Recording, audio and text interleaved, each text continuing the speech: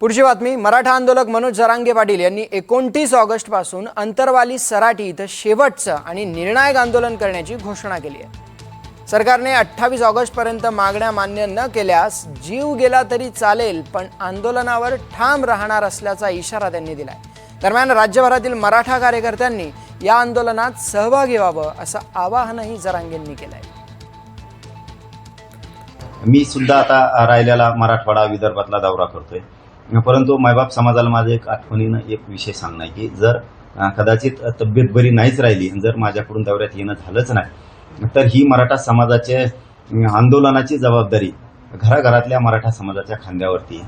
तुम्हीच आपण आपल्या गावात फिरा, तुम्हीच आपण आपल्या तालुक्यात शहरात फिरा आणि मराठा समाजाला घरोघरी जाऊन सांगा की 29 ऑगस्टच्या आंदोलनाच्या लढ्यात आपण सहभागी व्हा.